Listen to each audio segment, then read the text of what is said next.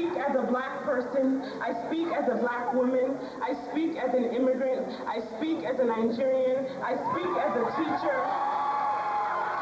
I speak as an African, I speak as someone who comes from a place where 1 in 4 people suffer from HIV, a place where AIDS is the #1 killer of teachers.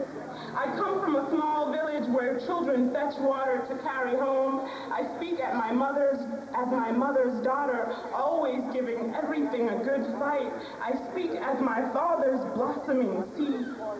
I speak as a black student who shares similar stories of every other black student. How do you sing your name when you are staring death in the face? Today I speak as all of these. I stand here in spite of everything, a testament to survival. We stand here because we have all survived. But how do we achieve this when we do not find ourselves in our history books? How do we do this when what we find is oftentimes distorted? How do we do this when we ourselves do not want to confront who we are for fear of it being ridiculed or despised? As black students at UC Berkeley, these are the circumstances we face. Even though we might enjoy a more liberal discourse on this campus, we exist in the context of a history that should not have survived. I sorted through a maze of classes and tried to settle into a major. My first year here, I stumbled into Professor Barbara Christian's class. In a soft voice, she said, "Today we're going to talk about black female sexuality." For years I resisted. I spent 3 years replaying her words like a broken record. I spent 3 years running in circles, avoiding the African American Studies major because how could I study it and what would I do with it anyway? And so I thought I should study something like English with an emphasis in black literature. And then I met Professor June Jordan. I began to learn how to use my voice to give voice to those who do not enjoy state-sanctioned safety and sanctity. I learned to use my words. I learned to use them as a testament to the possibility of survival. We have survived something that we were never meant to survive. For black people or those who are particular about studying black history, we must know this. We were never meant to survive anything. Not the Middle Passage, not the slave plantations of the New World, not AIDS, not typhoid, not malaria, not colonialism, not post-colonialism. Whether someone was shot in Oakland or the police decided to stop another person who's driving while black, you do not see our names on the screen. Those of us who stand here today will not make tonight's top news story. Where's the media when our faces aren't pressed to the ground? Where's the media when we are standing straight up and spreading all of our feathers? Where's the media when we're wearing black, not to go to a funeral, but to celebrate a graduation?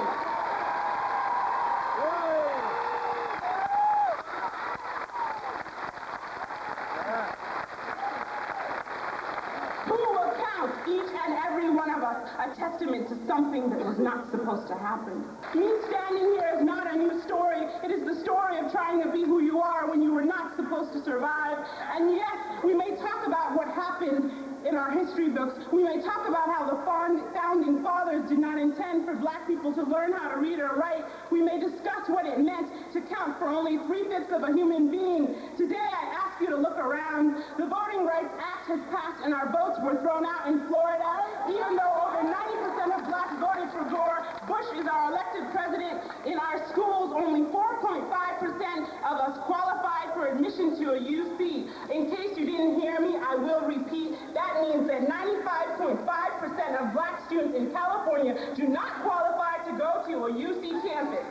And many of us have been turned away from this campus with or without 4.0 GPAs. So I have come to conclude this. How do you reinvent yourself in the face of a disappearing act? You do what you have always done. You improvise. You make the unreal real and the unbelievable absolutely believable.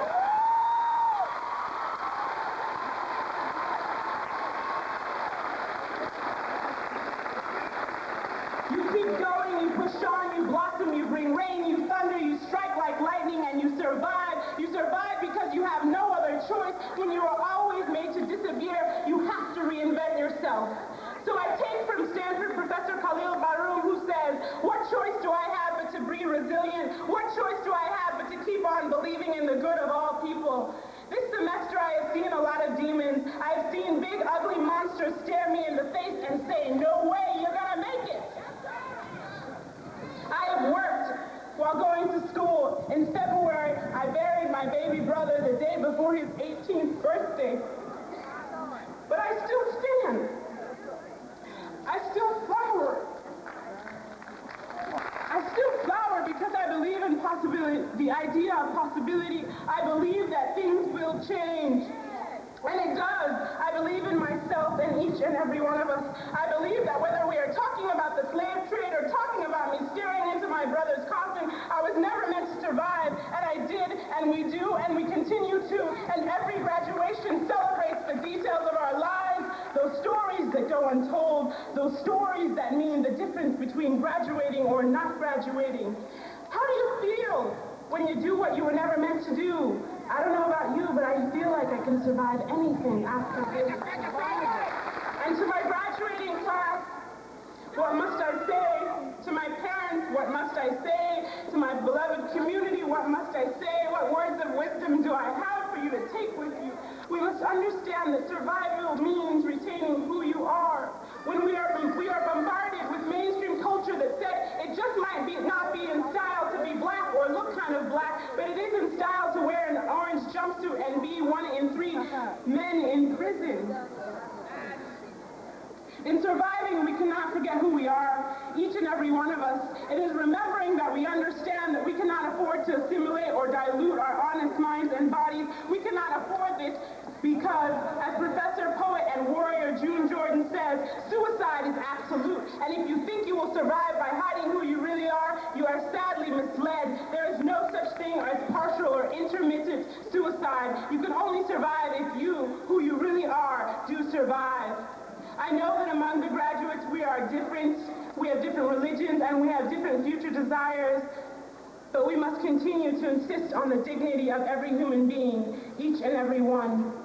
I believe in possibility. I believe in staring demons back in the face, and even if we shudder, even if we shake, we are still standing. Today I am standing. Yesterday I didn't know if I would be. For this I am thankful. For my graduating class I am thankful. To my beloved community I am thankful. To my parents I am thankful. Kama, Kappa. To my sister who took out loans so I could pay for school, I am thankful.